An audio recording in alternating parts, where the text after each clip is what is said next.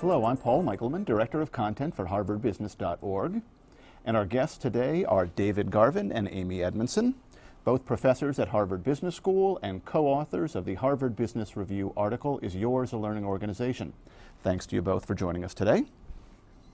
Okay, our goal for today is to help our audience understand the importance of learning in organizations and how managers at all levels can stimulate learning. So, David, will you start us off by explaining what a learning organization is? Let's start with a formal definition. Learning organization is an organization skilled at two things: creating, acquiring, interpreting, transferring, and retaining knowledge. And second, acting, modifying its behavior to respond to those new knowledge and insights. So let's unpack that real quickly. First, a knowledge organization or a learning organization works with ideas. It comes up with new ideas, moves them throughout the organization, and somehow keeps them whole in policies, processes, or reviews. And second, it actually acts. It takes the new knowledge as a basis for responding to a changing environment. David's definition, I have to add, suggests the three building blocks that we talk about in our article. So there are learning processes, which the definition really emphasizes. There's also the learning environment that makes those processes possible.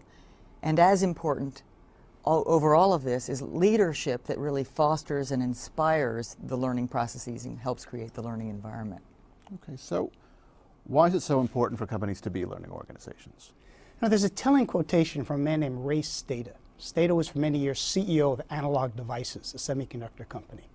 And he said, the rate at which organizations and individuals learn may well become the only sustainable competitive advantage.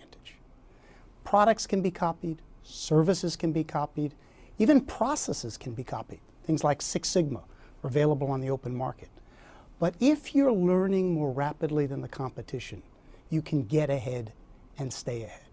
Not only that, the world is changing. We have a more global environment, industry boundaries are collapsing, previously regulated businesses are becoming deregulated, we've got new business models. If your rate of learning isn't greater than that rate of change, you're going to fall behind. So we've clearly established the value of being a learning organization. Why is it so difficult to be one? What are some of the hurdles companies need to overcome? Your question alludes to the reality that discussions of the learning organization have been around for a while. It's not a brand new idea.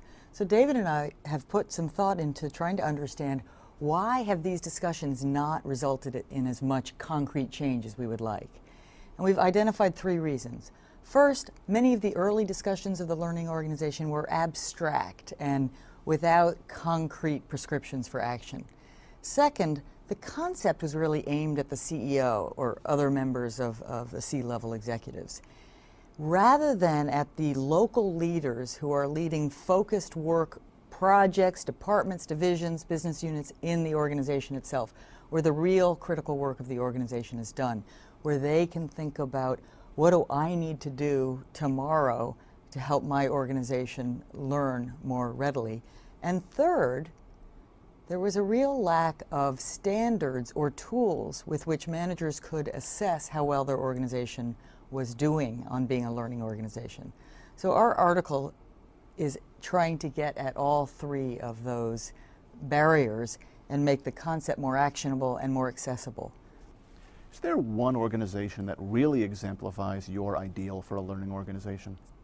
If there's one company that meets the test of being a learning organization, it's GE. In fact, in Jack Welch's last letter to shareholders in their annual report, he said, you know, I finally realized why we're so successful. It's because we're a learning organization. They have the processes, they have the climate, and clearly they have the leadership behaviors. Different emphasis under Welch and Imholt. Welch was more focused on audits, on processes. Imholt's more focused on creativity and experimentation. But it's still very much the epitome of a learning organization.